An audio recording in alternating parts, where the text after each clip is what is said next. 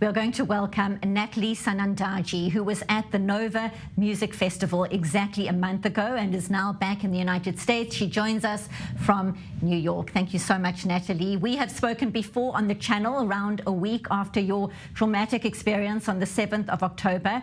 It's exactly a month since that Hamas attack.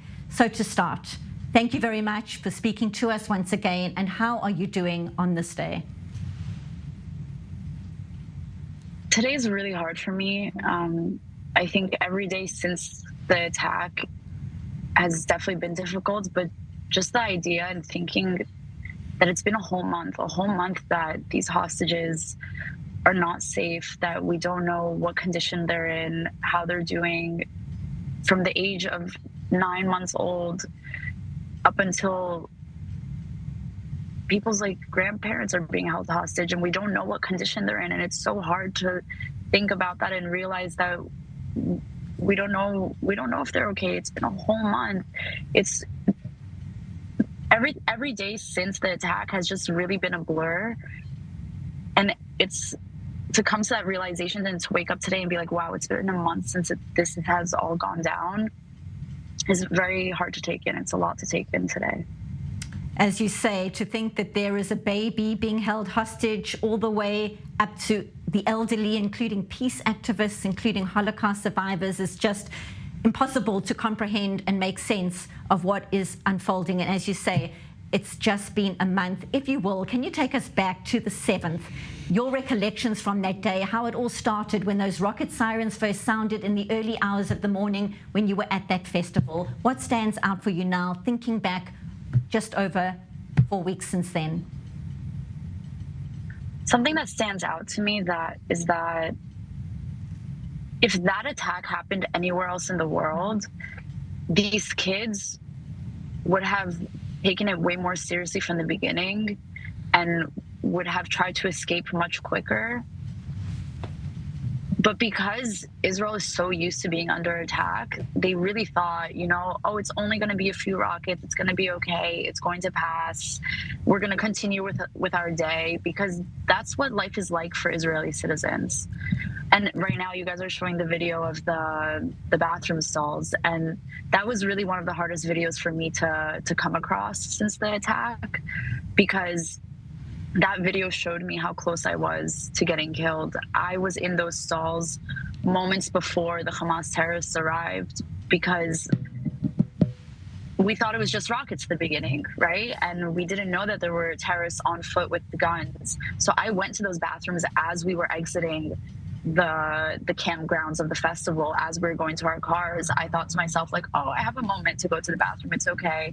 And then I remember 2 weeks after the incident, about 2 weeks ago, that video had surfaced, and it was so hard to see the way they just shoot at every single bathroom, trying to kill anyone who's inside. The stories that every day there's a new story from a survivor that is coming out of the torture they went through.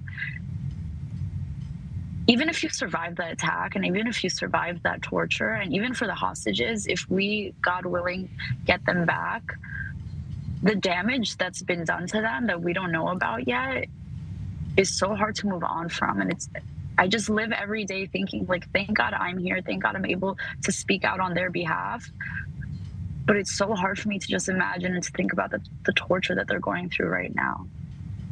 It certainly is something that plagues on everybody's minds right now. So difficult to comprehend, and of course waiting for confirmation about exactly what is happening inside of Gaza. Natalie, you mentioned when we spoke last time how each decision you made while running for those 4 hours on that day was a game changer as such. And some of your friends who survived are in the army and they are fighting right now. Are you in touch with people right now who were also at the festival? Talk to us about the connections between the people who were also there on the 7th of October. Throughout the process of speaking at events and doing interviews, I have met other people that were at the festival, that survived, that have friends who survived. And being able to talk to other people who are there, who experience the same thing that you experience, is a bit cathartic, and it helps with the grieving process. And It's actually funny. I met someone who had done a bunch of interviews with Holocaust survivors, and he said when they would ask Holocaust survivors, how did you make your choices? How did you decide what choice was the right choice in regards to survival? The Holocaust survivors had a certain terminology that they coined for those choices they had to make. They called them choiceless choices. And the meaning of that is that you never knew what decision, what choice was going to save your life or got you killed, but you simply had to make a choice in that moment.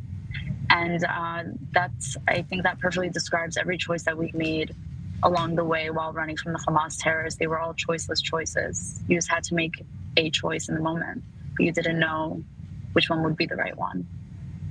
And certainly your ability to speak out right now is inspiring. So appreciate your bravery and your courage right now. I wanted to ask you your perspective being in the US right now as a young person. What is your response to these anti-Semitic incidents on American campuses? Some even questioning what happened, even though Hamas filmed the atrocities as they unfolded. There are some, including celebrities, high-profile people, so to speak, questioning exactly what did unfold. How does this make you feel, all of this unfolding in the United States right now, a month after the 7th of October? One thing I want to say is that it definitely makes me feel like the education system here in America is failing us, because a lot of this brainwashing, a lot of this false propaganda comes from the school system. And you see that in the fact that a lot of the people in these protests are kids that go to really good universities. And a lot of the attacks are happening on universities, on their campuses, and they're not protecting their Jewish students. They're not making them feel safe. Another thing that I want to say is that Hamas definitely took a page from the Nazi playbook, because they saw how the Nazi movement started with propaganda about the Jews and how easily people were manipulated by that propaganda. And Hamas is doing the same exact thing.